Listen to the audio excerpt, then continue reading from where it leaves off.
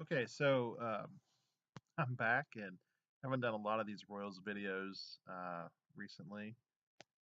Uh, I went back and watched actually the video that I made back in February, where we talked about kind of what the roster construction was looking like as pitchers and catchers had reported, and something flew into my eye. Um, that was back in February. It's what day is it? It's August 24th, 2018. The Royals are really bad, historically bad. They may lose 110 games. And when I went back and watched that video, I remember having some optimism about the Royals this year. Not optimism like I thought they were going to win or like be above 500, but like maybe some of the players would have some decent seasons, and we would be able to build on something. And I think that still is happening to a certain extent. But one of the things that I said in that video was, we're barreling. This could be barreling towards a 55 win team.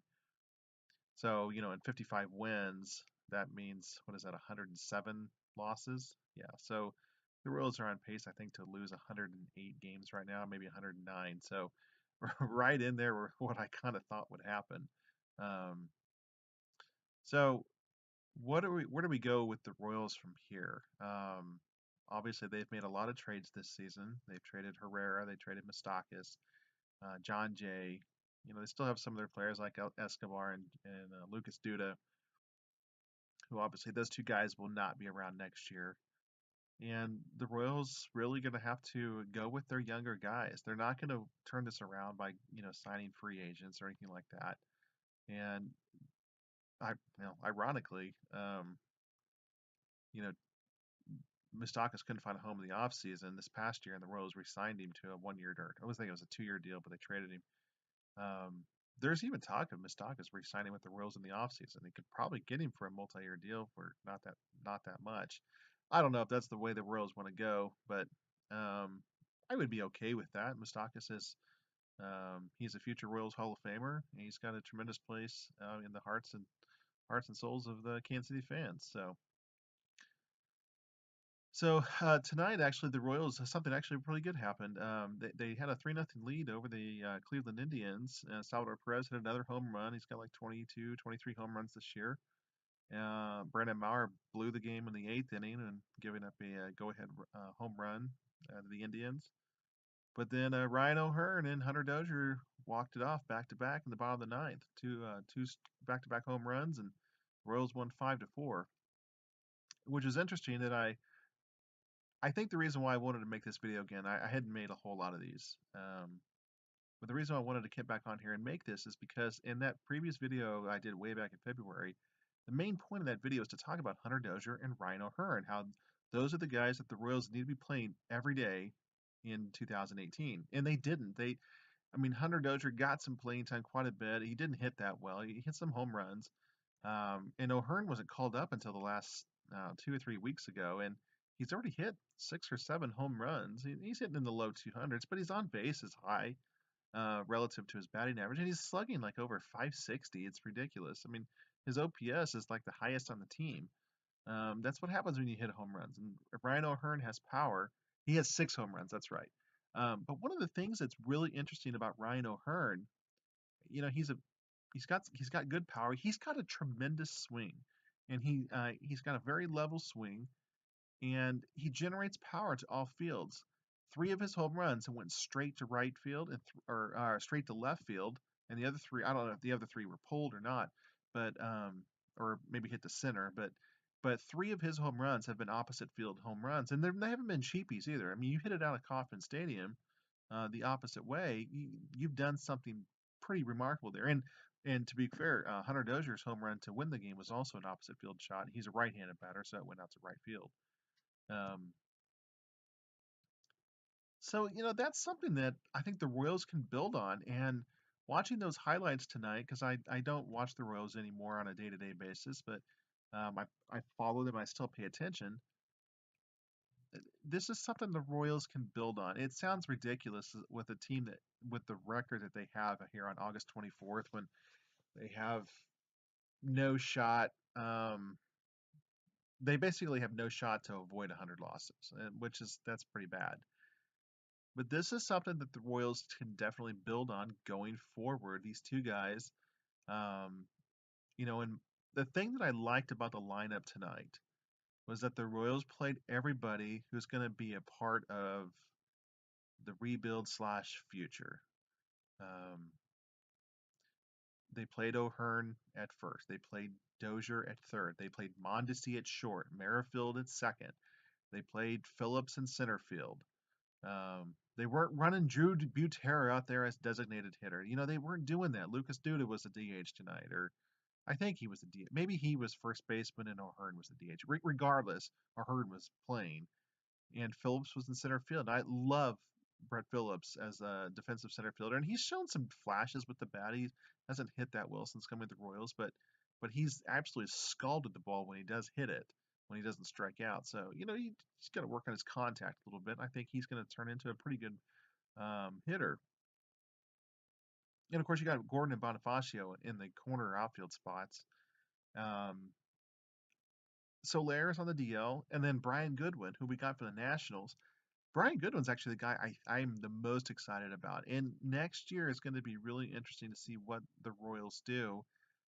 I want to see if it's Ned Yost, if he is the manager, which I give it probably a 50-50 shot that Ned retires after this season. Um, the Royals will give him the opportunity to leave on his own terms because he won a World Series here. They won't fire him unless they just keep him and he loses like 100 games, like 5 straight seasons, then they would fire him. But he would tarnish his reputation then.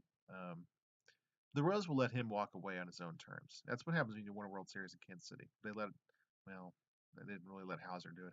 Hauser unfortunately passed away, but they will let Ned Yost do that. I think what the Royals really need to look at for the remainder of the season is run this lineup out there every night. Keep Escobar on the bench. There's no reason to play Alcides Escobar anymore. He's not going to be a Royal next year, and I'm so thankful for what Escobar meant to this team in 2014 and 2015. But Alcides Escobar's time as in a Royals uniform is done, and the Royals really need to move on from him. The Royals. I don't mind them playing Lucas Duda at first base and DH. Duda provides a professional at bat in the middle of the lineup that can hit the ball out of the ballpark, even though he's not that great of a player anymore. Um, I mean, it is what it is. I'd rather them see them, especially here in next week when September 1st hits. I'd rather them see them call up Frank Schwindel and run Schwindel out there. Ned Yost said that he feels an obligation to play his veteran players. Um, against the other teams in contention for the playoff spots, because he didn't want to feel like other teams that say, oh well, the Royals are just going to throw out some scrubs and a bunch of September call-ups, and then give someone an unfair advantage. Look, these guys are all major league players. Even September call-ups are major league players. I mean, they're in the big leagues for a reason. They may be September call-ups. They may be September call-ups, but they're still professional baseball players, and they deserve to be there. And I think Ned Yost is he's putting this old school thing in front of I think the development of the Royals players at this point. So I would disagree with his take there. Um, they need to play their future players that for next year in 2020. They need to play them every single day of the rest of the season. Mondesi needs to be at shortstop every single game. And whether I think he's going to be a good player or not, he's surprised me this year. It looks like he's finally starting to come around with the bat. We know his defense is there. And next year, maybe Brian Goodwin comes back. I think Soler is done for the season. Um, I think the Royals might try to trade Soler this offseason. Maybe try to do something with him just because he's injury prone. And I know they got him from Wade Davis, and people say, "Oh, you're giving up on the Wade Davis trade, for Soler." The Royals outfield is crowded.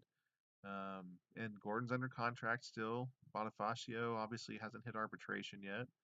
You have Brett Phillips, who is a rookie, or was he a rookie last year with the Brewers? I don't know what his service time is. He's a young player. And of course, you have well, I mentioned Gordon and Bonifacio. But this Brian Goodwin guy that they got for the Nationals for the guy with the three names, I forget what his name is. It was the guy that everybody seemed to just love once the Royals traded away, but nobody knew who he was before that. So that's the bandwagon Royals fans this year that know nothing. They just think everything the Royals do this year is bad. They don't have them. Whatever. I'm not going to get into that. Brian Goodwin was a guy that just didn't have a shot in Washington, and he really was in a very, very, very small sample size with the Royals. He actually showed pretty well. I think this is a guy who is going to be a starting player for the Royals next year. I think he's going to be a big part of what comes around with the Royals trying to make a push back to respectability. You need guys like that. You need guys who are kind of cast offs from other organizations. Maybe not cast offs, but guys that just don't have a shot. And then they come to your place, and next thing you know, they become a great player. Think of guys like Raul Ibanez. I think he kind of blossomed with the Royals back in the early part of the 2000s, the 2003, 2004 Royals. Was it or was it 2002? I can't remember. Yeah, it was early 2000s. I can't remember what year he went back to the Mariners, and then I think one year he went like 30 or 40 home runs with somebody. So, and of course, the greatest speech of all time in 2014 that saved the Royals season when he came back. Um, anyway, the point of this video, and we're at about 11 minutes. I want to keep these about 15, so be wrapping it up here shortly. Play these guys the rest of the season. Hunter Dozier, Ryan O'Hearn. Just let these guys play. See where it ends up when the season's over and what they can do next year. And then once next season comes around, whoever gives you the best opportunity to win. Now, Alex Gordon is still a tremendous defensive, outfielder. His offense is very pedestrian anymore, and it is what it is. And if he's not the one of the three best outfielders to play, I think he should be a fourth outfielder. I think Brian Goodwin and Brett Phillips should be playing every day for the Royals next year. And then when it comes to Bonifacio and Soler and Gordon, there's two outfield, there's another outfield spot, and there's a DH spot. So there's two more starting positions available for three players. So someone's going to be the odd man out. That's why I think the Royals might want to look at maybe trading Jorge Soler. They're not going to trade Gordon. You can't get anything for him. That's why I think they should look at trading, Soler, or maybe even Bonifacio. He's got a little more value, I think, than Soler does. Even though Soler was having a really good season when he got hurt. The Now, as for the pitching, I have no idea what the Royals are going to do with the pitching. The pitching is atrocious, and the bullpen is a complete disaster. I do like Brad Keller. Brad Keller is a very surprising player this year. Maybe he might have found lightning in the bottle, but as a Rule of Five guy, some guys their teams just can't protect, and maybe Brad Keller was that guy this year. I don't even know where they got him from in the Rule of Five draft last year. But I'm glad they did because Brad Keller is going to be the Royals pitcher of the year, and deservedly so. He's had a very fine season, um, and I'm looking forward to see what he does in the future. So, yeah. So I guess the point of this, Ryan O'Hearn and Hunter Dozier, their batting averages aren't that great, uh, but their slash lines are pretty decent, and especially Ryan O'Hearn's slash line. And I like what they can do with the bat. I like what their power numbers project out to be, and I'm cautiously optimistic that next season, with a couple things break the Royals' way, maybe they can start to climb back to respectability. I don't think they'll be 500 next year, but maybe they can get back to 70, 75 wins. So, and then maybe push towards getting over the hump back in 2020 again. And look, Kansas City is a tremendous baseball town, and like any town, like any group of fans, you get more support when your team wins. I mean, it's just the nature of the business. And when the Royals were in the playoffs for this 2 straight years, I mean, this town was baseball crazy. You had people coming out of the woodwork and oh, I've been a fan for 30 years. And where were you in 2001 when I was at 65 games? I didn't see you out there.